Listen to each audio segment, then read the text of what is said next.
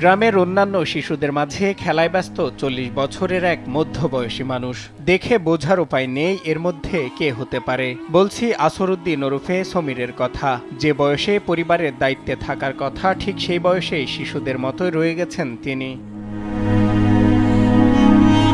শিশুদের মতোই বাবার হাত ধরে যাচ্ছেন বাজারে বা অন্য কোথাও। বাড়ির পাশে কিনে খাচ্ছেন বিস্কুট সহ অন্যান্য খাবার। সমীর শিশুদের মতো জীবনযাপন করলেও তার ছোট ভাই বোন বিয়ে করে জন্ম দিয়েছেন সন্তান। অপরদিকে আজও ছোট্টটি রয়ে গেছেন আসরউদ্দিন। কুড়িগ্রামের ভুরুঙ্গামারী উপজেলার পশ্চিম ছোট গোপালপুর গ্রামে রাজিমউদ্দিন ও আসিয়া বেগম দম্পতির ৩ ছেলে মেয়ের মধ্যে সবার বড় আসরউদ্দিন। তার বাবা মা জানায়, জন্মের পর থেকে সে অস্বাভাবিক। বয়স হলেও শিশুদের মতোই লালন পালন করছেন তারা, কিন্তু অর্থের অভাবে করতে পারছেন না তার চিকিৎসা। ফলে শরীরে নানা সমস্যা নিয়েই শিশুর মতোই থেকে গেছেন আসরউদ্দিন। ছেলেকে নিয়ে অসহায়ত্বের কথা জানান তারা। আমার ছেলে 40 বছর বয়স, ছোটবেলা থেকে লালন পালন করি, ছোট বাচ্চাগুলোর সাথে খেলাধুলা করে। এই ছেলের ছোট ছেলে বিয়ে করাইছি, 2টা বাচ্চা হয়েছে, তাদের সংসার করে সে খায়।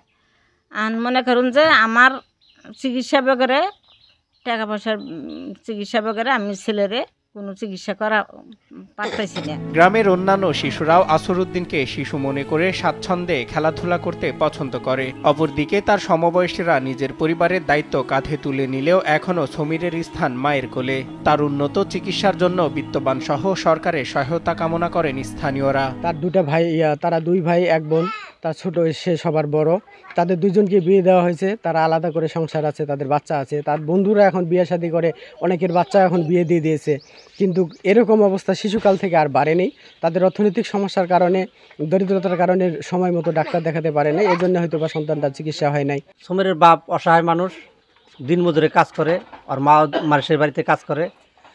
চিকিৎসার অভাবে সে সমীরকে আর চিকিৎসা করতে পারলো না। সমীরের সাথে খেলাধুলা করি, মানুষের সাথে ভালোই মিশবো, ছোটবেলা মানুষের সাথে খেলবো কি। এদিকে চিকিৎসক জানান, জন্মগত ও হরমোনজনিত কারণে এমন রোগে আক্রান্ত হয়েছে। তবে উন্নত চিকিৎসা পেলে কিছুটা হলেও সুস্থ হবে বলে জানান তিনি। এই শিশুটি মূলত হরমোনের একটি সমস্যার কারণে এরা বেটে বা স্ট্যান্টিং হয়ে গেছে শিশুকাল থেকে। এটির জন্য উন্নত চিকিৎসার ব্যবস্থা শুধুমাত্র বাংলাদেশে ঢাকাতে আছে। তাকে উন্নততর চিকিৎসা দেওয়া যেত, তাহলে হয়তো বা একটি ফল আমরা পেতাম। ছোট থেকে বড় হওয়ার সঙ্গে সঙ্গে কাঁধে নিতে হয় পরিবারের ভারী দায়িত্ব। তা সমীরের ক্ষেত্রে ভিন্নতা দেখা যায়। 40 বছর বয়সেও তার ঠিকানা মায়ের কোলে। সজল বিশ্বাস, নিউজ ডেস্ক, দেশ টিভি।